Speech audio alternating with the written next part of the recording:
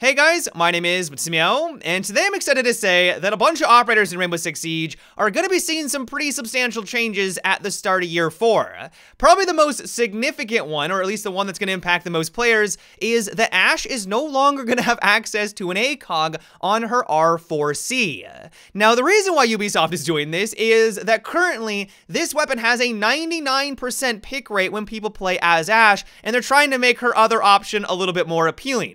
And so instead of trying to nerf its damage, its RPM, its recoil, or something like that, nerf her into oblivion in that regard, they're just removing the ACOG so that while it will still be incredibly powerful up close, it's still going to be a very aggressive weapon to use, which is the main reason why people play as Ashe, it will hopefully make her other option a bit more viable if you do want to take advantage of that attachment. The other main reason why I think they're doing this is that currently she has the highest pick rate out of offense by a long margin. She is sitting at a comfortable 70% pick rate in Platinum and Diamond for PC, and she also has a substantial win rate on top of that.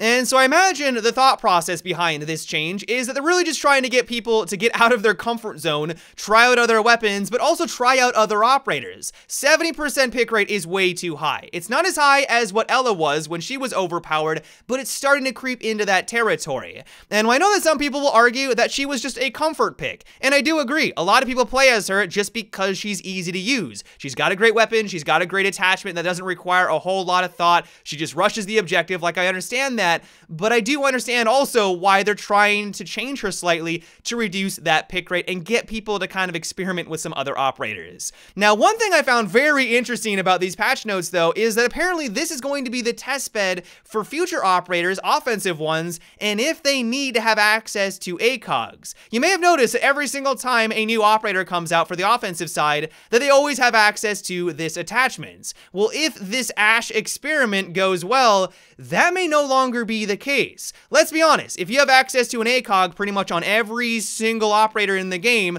be it offense or defense, you're probably going to choose that. The precision and the magnification really allows you to excel, especially with the one-shot headshot mechanic. It really allows you to be precise, and so by removing that, it may allow them to mix up the game in some other ways. And while nothing is set in stone right now, like I said, this is going to be a test. If it does go well, we could probably expect some pretty significant changes in the future, at least for the offensive side of things. Now, the one change that I'm probably most excited about with this upcoming season, and I was not expecting it whatsoever, is that Capitão's firebolts are now going to have a much larger AoE effect. As you guys can clearly see in the short little demonstration, this isn't a small buff, this is a gigantic increase to his AoE. Now, the reason why it's taken them this long to actually make this change is that apparently they were working in the back end to fix their propagation system. They wanted to ensure that by increasing the AoE of this fire arrow, that it wouldn't go through walls. If you were able to land this next to a wall and someone was on the opposite end,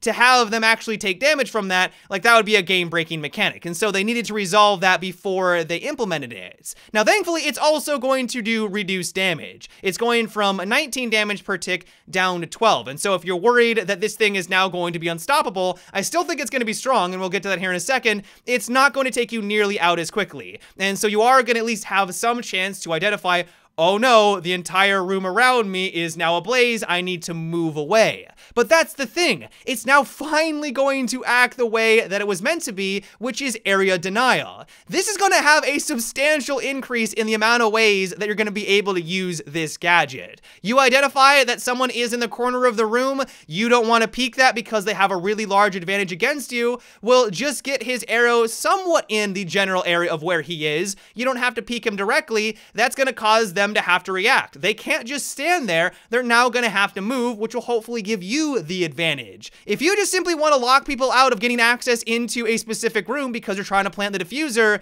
this is now going to be a lot easier to do so. Now, technically, you could do this before, but it was a lot more situational and limiting. Because the AoE effect was so much smaller, you could really only lock down small doorways, and that was about it. But now the fact that it is so much larger, anyone that's in that room, they can't can't even just stand behind the small doorway anymore. Now they're going to be taking damage. I could also foresee this being a pretty substantial nerf to Mira. Right now, as you guys all know, Mira on some objectives can be really difficult to deal with. If you haven't brought in a twitch to pop her canisters, or you're able to flank around and hit her from a different angle, it can be hard to actually get anywhere near that objective room.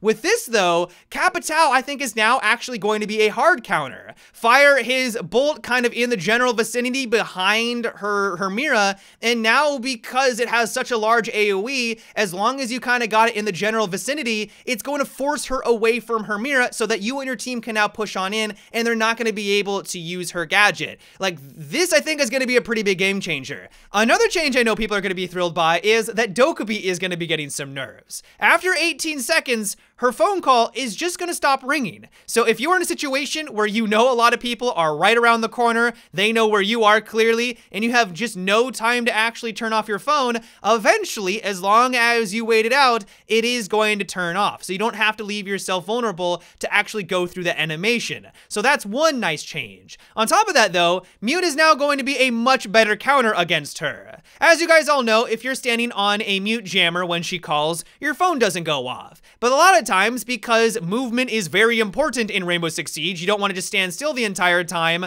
In most situations, you're away from that Mute jammer, and so it didn't do anything for you. Now though, as soon as you walk into the vicinity of the jammer, your phone is going to turn off. This is going to really be a hard counter to Dokkaebi. And so I still think that Dokkaebi is going to be very strong. She's still going to be amazing at finding roamers, because let's be honest, a roamer isn't going to be anywhere near a Mute jammer, but having it so that it turns off automatically after 18 seconds, and now that Mute is going to be much more viable against her, I think this will hopefully make her a lot less frustrating to go with, especially if someone is constantly playing her on the offensive team.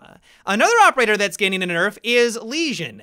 It seems like Ubisoft has kind of realized that he is one of the best defenders right now, and they've been slowly trying to tone him down. A couple of updates ago, they reduced the damage of his primary weapon, and now they're going to be reducing the damage of his goo mines. They're reducing it from 8 damage down to 4 per tick. Now, admittedly, this probably won't have that much an impact on his performance, and that's probably the reason why they're making such a small change. Like, going from 8 down to 4, I mean, that's double, but you're really not playing Lesion for the damage. What this will do, though, is make it so that if you do step into one of his traps, that you don't feel like you need to get rid of it as soon as possible. You can now hold an angle for a bit longer, waiting for someone to try to take advantage of that mine going off before you go and try to take out his goo mine. And so all in all, I think that this is probably the step in the right direction that Lesion needs, but I don't really know if it's going to have that much an impact on his overall performance. Maverick is also getting a nerf with this update. You probably noticed the theme. Many operators are getting nerfed. Not a lot of buffs here, but what they're doing to him is that they're increasing the swap speed between his gadget and his weapons. So it's now going to take you longer to make that transition. The reason why they're doing so is that a lot of times you would catch people by surprise by opening up the hole quickly and then switching on over your primary weapon and then immediately taking them out. Considering that his gadget makes hardly no noise, even if you do notice that the hole is being opened on up, it doesn't really give you a whole lot of time to be able to line it up and take him down. Like, he's so quick at doing what he does, it can be very frustrating.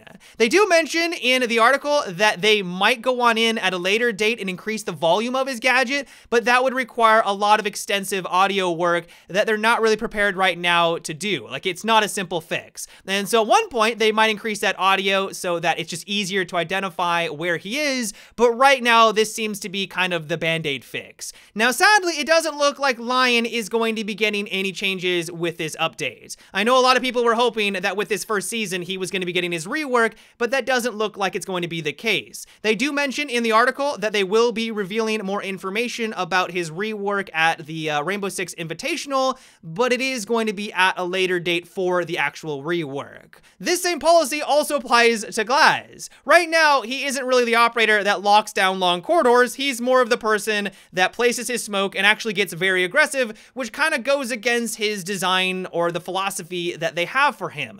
And so while they don't have any major changes with this update, that is something that is also in the pipeline.